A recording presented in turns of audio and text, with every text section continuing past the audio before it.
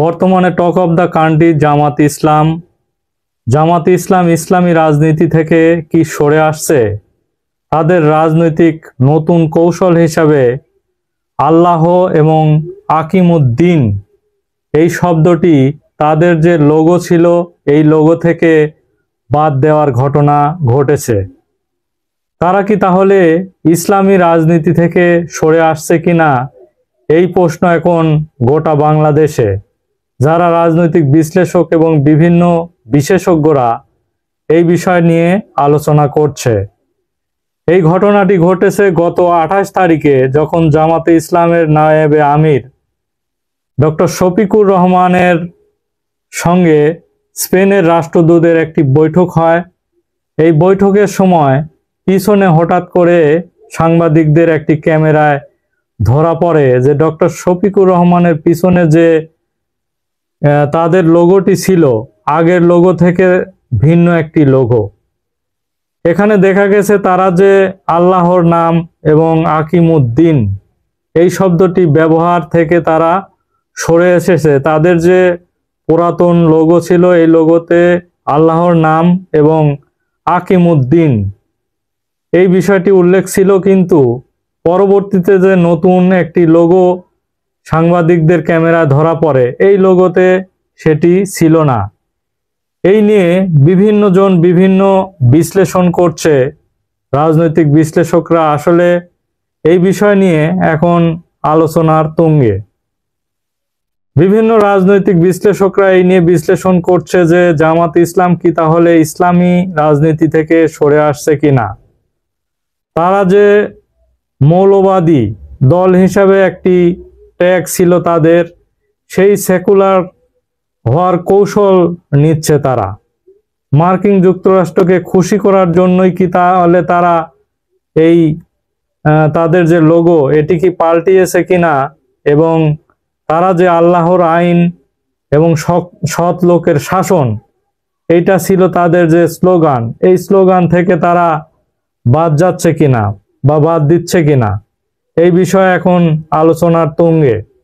অনেকেই বলছে যে ডাকসু এবং জাকসু নির্বাচনে জয়ী লাভের পর ইসলামী যে দলগুলো বা ইসলামী জোটগুলো নিয়ে তারা একটি যে ডক্টর মোহাম্মদ ইউনূসের বিরুদ্ধে তারা যে পিআর পদ্ধতিতে নির্বাচন এবং তারা যে একটি জোটগতভাবে একটি নির্বাচনের সিদ্ধান্ত নিয়েছিল, এই জোটগতভাবে নির্বাচনে বহু দল তারা টানতে চেয়েছিল, কিন্তু কেউ ইসলামী দল হিসেবে তাদের সঙ্গে আসতে চাইছে কিনা এই বিষয়ে নানান প্রশ্ন উঠেছে বর্তমানে বাংলাদেশে।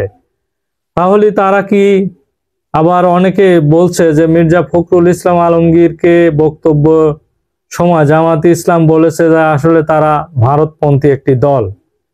তাহলে কি ভারতের অনুগত পাওয়ার জন্য তাদের লোগো থেকে আল্লাহর নাম বাদ দিয়ে তারা কি ভারতের অনুগত পেতে চাচ্ছে কিনা এই বিষয়ে নানা জনের নানা প্রশ্ন রয়েছে।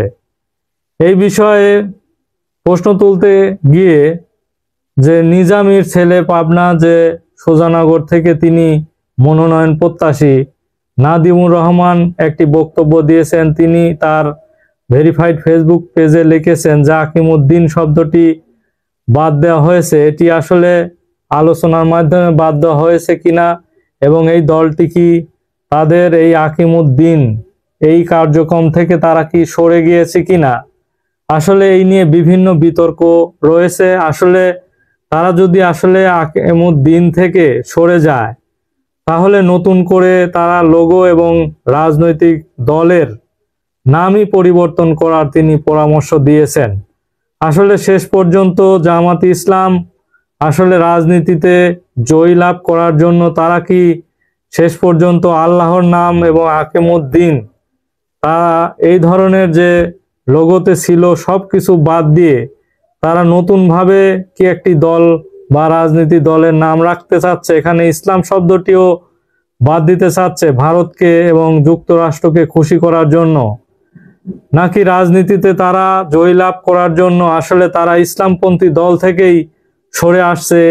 এই নিয়ে বিভিন্ন রাজনৈতিক মহল থেকে শুরু করে রাজনৈতিক বিশ্লেষকরা বিভিন্নভাবে এই বিষয়টি নিয়ে সমালোচনার এখন তুঙ্গে উঠেছে।